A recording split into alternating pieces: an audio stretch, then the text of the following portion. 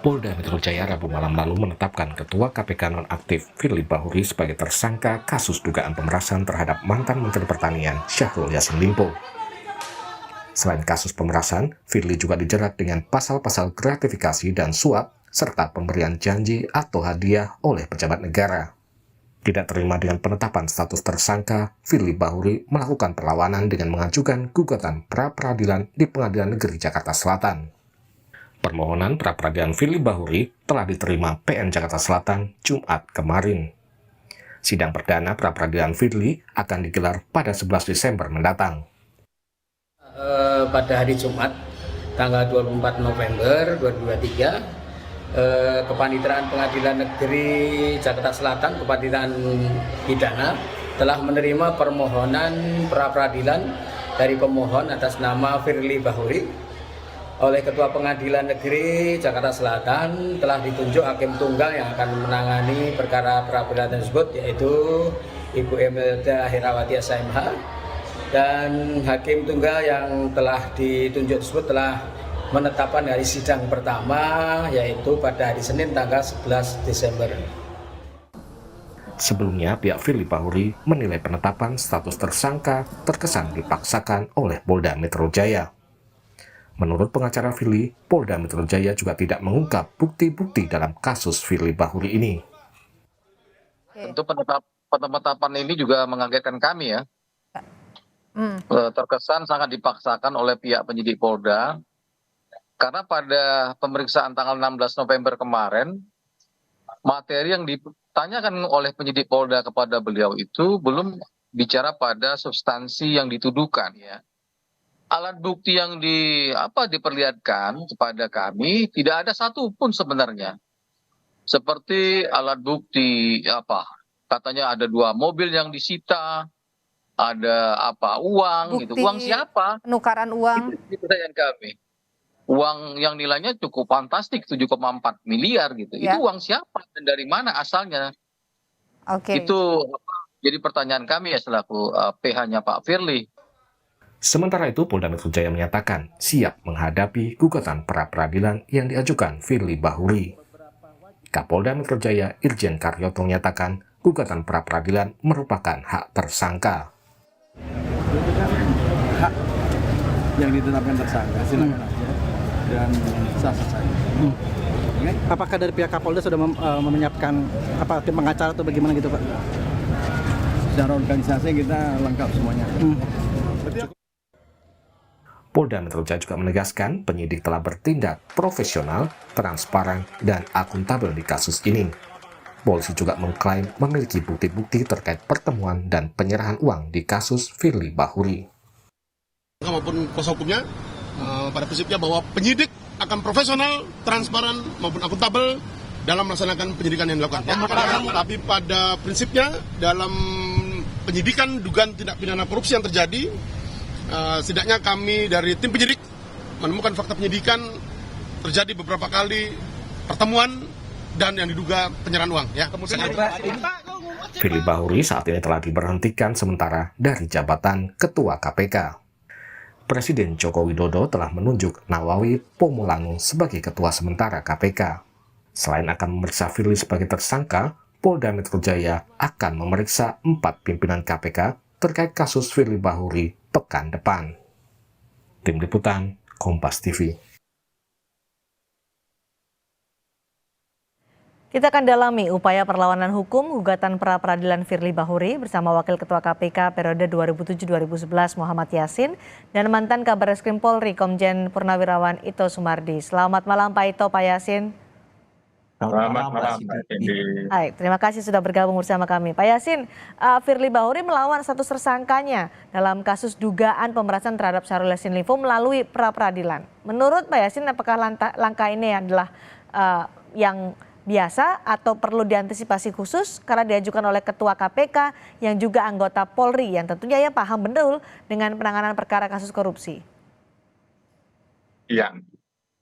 Itu bagi Pak Firly ya sah-sah saja untuk mencari keadilan, mencari kebenaran, itu biasa di dalam kasus hukum ini.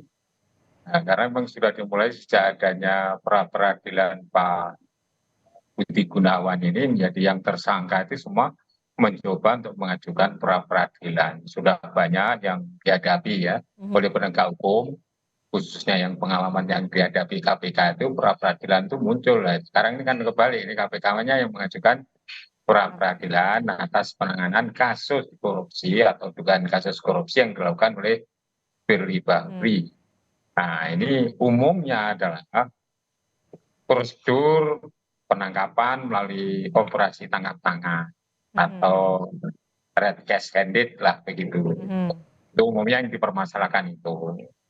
Atau menduga lemahnya bukti-bukti yang dikumpulkan untuk bisa menjerat, yaitu mengarah kepada bukti permulaan yang cukup itu yang dianggap lemah oleh Firly kalau dalam pantauan kami sementara itu seperti itu, sehingga dia perlu melakukan pra-peradilan untuk itu. Walaupun skop dari pra-peradilan itu sendiri sebenarnya sudah dikunci di pasal 77 KUHP bahwa pra-peradilan itu yaitu untuk memeriksa misalnya saja apakah sah atau tidak. Ini misalnya penangkapan, penahanan, kemudian penghentian penyidikan, penghentian penuntutan, dan juga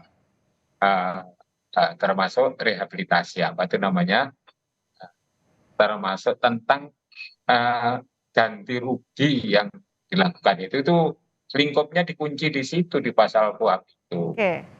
Nah, sebenarnya kalau menurut integrated criminal justice system itu sebenarnya itu sudah melampaui itu. Kalau pemeriksaan itu kan mengarahnya pada mulai masuk pada materi bukti-bukti permulaan yang dimiliki oleh penegak hukum yang dalam hal ini adalah Polda Metro Jaya. Ini sah-sah saja, silakan saja. Nanti apabila itu dimenangkan, ya tidak menutup kemungkinan akan bisa ditersangkakan kembali. Gitu Mbak Cindy, gitu. Oleh kepolisian begitu. Oke, peluang Firly untuk memenangkan gugatan ini besar menurut Anda? Saya kira kalau dari bukti yang dikumpulkan oleh penyidik Polda Metro Jaya itu, kalau menurut hemat saya, kebetulan saya kan juga terlibat menjadi saksi ahli di dalam penanganan ini. Saya kira sudah cukup profesional dan buktinya juga berlapis, malah dimulai juga dugaan untuk melakukan pelanggaran terhadap pasal 65 Yunto 36 Undang-Undang 30 tahun 2002, yaitu pertemuan dengan orang yang ada hubungannya dengan dengan perkara korupsi yang ditangani oleh penegak hukum. Dalam hal ini adalah yaitu antara Yassin Limpo dengan Firly. Begitu Mbak Cindy. Baik. Pak Ito, pengacara Firly menyebut bahwa penetapan tersangka Firly oleh Polda Metro Jaya dipaksakan. Tidak ada bukti-bukti yang kuat untuk penetapan tersangka Firly Bahuri ini. Menurut Anda apakah proses penetapan tersangka oleh penyidik Polda Metro Jaya sudah sesuai dengan prosedur menurut Anda? Ya, menurut saya demikian Mbak Sidia, bahwa seorang penyidik itu tentunya tetap harus mengedepankan azas praduga tak bersalah, kemudian tapi juga menerapkan azas kehati-hatian. Apalagi yang bersangkutan adalah keluarga besar Polri, petinggi daripada lembaga anti rasuah. Nah, di sini tentunya tidak sembarangan ya. Ini kan dia kan yang bersangkutan itu adalah merupakan keluarga besar dari Polri juga. Jadi penetapan daripada saudara FB ini menjadi tersangka itu tentunya penyidik sudah memiliki keyakinan unsur-unsur pidana sudah terpenuhi berdasarkan dari alat bukti maupun pemeriksaan saksi-saksi, yaitu hak daripada FB untuk mengajukan pra-peradilan tentunya dalam hal error in persona, yaitu orang yang dianggap keliru dalam untuk diperiksa. Tapi saya kira yang dilakukan oleh rekan-rekan penyidik Polda Metro Jaya sudah sangat hati-hati dan sudah memeriksa sekian puluh saksi, alat buktinya juga sudah ada, tinggal nanti bagaimana di proses peradilan mereka untuk beradu argumentasi. Ya, tapi kalau menurut saya, penilaian saya kira-kira mungkin apa yang sudah dilakukan Polda Metro Jaya sudah betul-betul sesuai dengan norma dan fakta-fakta yang ada. Demikian, Mbak. Baik, sudah sesuai norma dan fakta-fakta yang ada, tapi kan pra-peradilan tetap dilayangkan oleh Firly Bahuri. Bagaimana biasanya Polri menghadapi gugatan seperti ini? Ini adalah case khusus ya, karena yang mengajukan adalah anggota Polri juga. Apa yang harus disiapkan oleh polisi menghadapi ini, Pak Ito? Ya, saya luruskan dulu bahwa status Pak FB itu sudah Oh ya, purnawirawan ya, Mbak. purnawirawan, betul ya, baik. Ya, Termasuk keluarga ya, keluarga Polri saja begitu keluarga ya, besar baik. Polri. Baik. Ya tentunya Polri juga penyidik Polda Metro sudah siap ya, mereka sudah Ya. siap dan ini kan menuntut rasa keadilan masyarakat ya, bukan hanya internal Polri. Dan ini menunjukkan bahwa Polri betul-betul serius, siapapun yang terlibat itu kita mengedepankan azas equality before the law ya, siapapun juga harus memiliki persamaan di muka hukum. Oke, baik. Pak Yasin, selain setelah Firly ditetapkan sebagai tersangka, kemudian penyidik Polda Metro Jaya masih akan memeriksa sejumlah saksi, diantaranya adalah 4 pimpinan KPK. Menurut Pak Yasin, apa sih yang sebenarnya digali dari penyidik, dari pimpinan KPK ini? Ya, jadi informasi yang saya terima itu bahwa ada beberapa hal yang memang barang buktinya itu sudah dikumpulkan oleh pihak penyidik Polda Metro Jaya. Tapi kan nanti kan akan diungkapkan khususnya ya apabila Pak Firly-nya itu sudah di pengadilan tipikor, nanti kan bisa saja ya itu semuanya diungkapkan dan penyidik sudah memulai untuk melakukan suatu klarifikasi terhadap pimpinan yang lainnya gitu kan.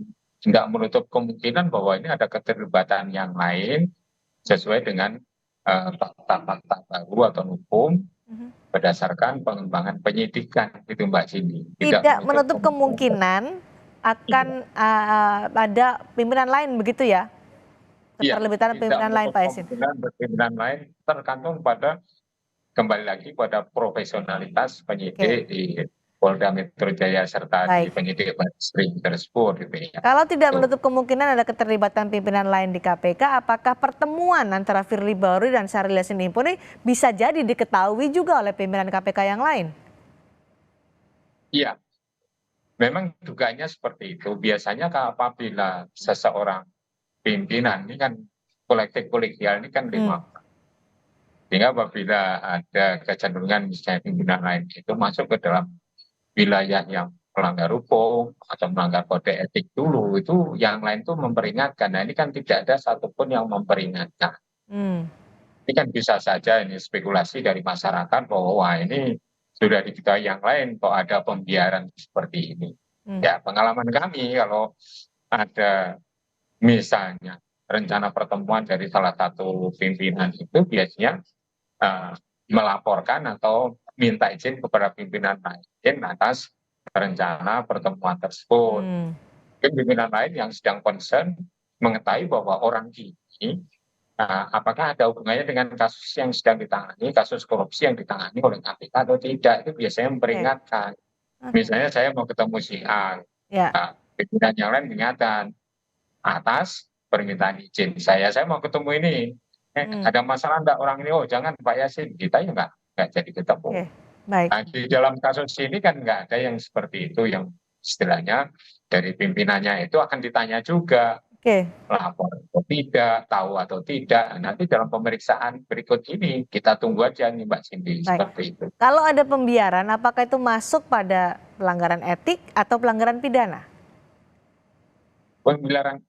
Pelanggaran etik dulu dalam kode etiknya itu memang pimpinan itu akan memberitahu lah kalau dikatakan tidak boleh minta izin ya, memberitahu kepada pimpinan yang lain tentang suatu hal yang berkaitan dengan rencana pertemuan dari salah satu seorang pimpinan itu dengan pihak lain.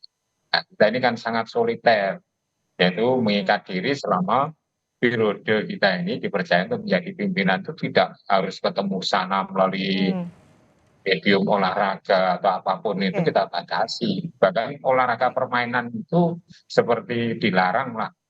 Walaupun tidak disebutkan secara eksplisit misalnya selain golf itu, tapi kalau yang jenisnya permainan, nah ini pimpinan sudah sadar untuk menghindari untuk tidak menggunakan media olahraga permainan itu untuk ketemu orang.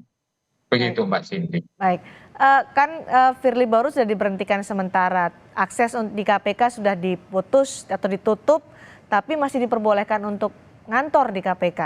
Apakah ini perlukah kita khawatir akan ada intervensi dari Firly Bahuri terkait dengan kasus ini, karena 4 pimpinan KPK lainnya juga akan diperiksa oleh polisi pada pekan depan. Intervensi dari Firly masihkah bisa dilakukan?